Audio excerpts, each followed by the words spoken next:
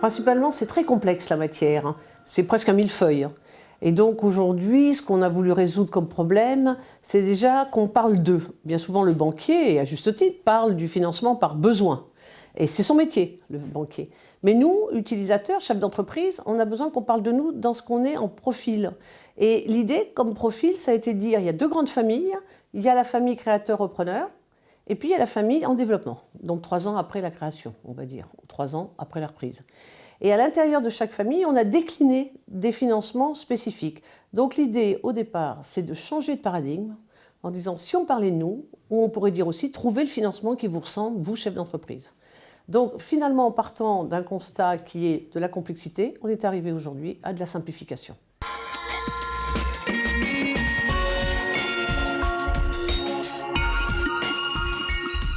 D'abord, je dirais ne pas être seul, ça c'est le premier écueil. Il y a des réseaux d'accompagnement très nombreux aujourd'hui en France. Les banquiers en font partie, c'est vrai qu'ils prêtent beaucoup d'écoute à chaque fois que les chefs d'entreprise viennent les voir.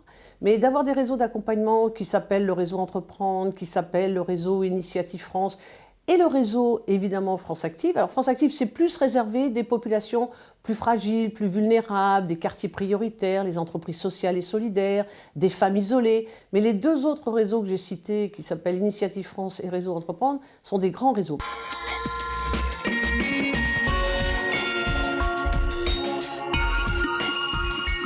Alors, je le dis tout à fait sincèrement, ça fait 5 ans à peu près qu'on réfléchit à cette idée et je pense que réellement, c'est une très belle solution.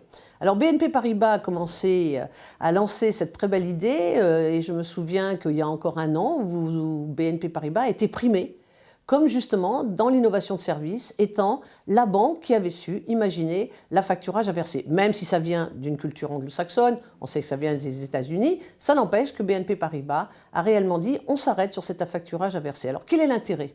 Je le vois bien, quand il y a des donneurs d'ordre et des sous-traitants, on s'aperçoit que les sous-traitants ont beaucoup de mal à avoir une ligne factor, comme on l'appelle, parce que trop petit de taille, parce que un peu juste dans les garanties. Et donc le fait que ce soit le donneur d'ordre qui prenne la ligne de factor, eh bien c'est intelligent, parce que du coup il rassemble un certain nombre de sous-traitants.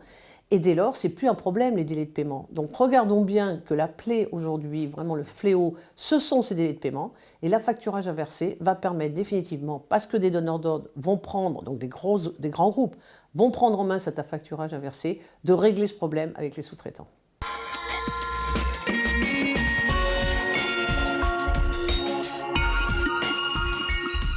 Aujourd'hui, les bonnes pratiques sur le financement, j'entends, hein. Bon. C'est déjà de se dire, je monte un business plan, que ça soit à la création, que ça soit à la reprise, que ça soit au niveau du développement, ou que ça soit pour financer ce que j'appelle un plan d'investissement. On monte son business plan et en face, on met ses ressources. Et c'était sur les ressources où c'était assez compliqué pour les chefs d'entreprise que le guide du routard que j'ai initié du financement d'entreprise et lancé en février 2016 au Salon des entrepreneurs, j'ai eu cette idée de me dire finalement ce qui nous manque, c'est l'ensemble des ressources dont nous disposons, nous, par profil. Donc voilà pourquoi cet ouvrage, pour tendre vers la simplification, pour amener une vraie réponse aux questions des chefs d'entreprise, mais également pour être un outil d'influence.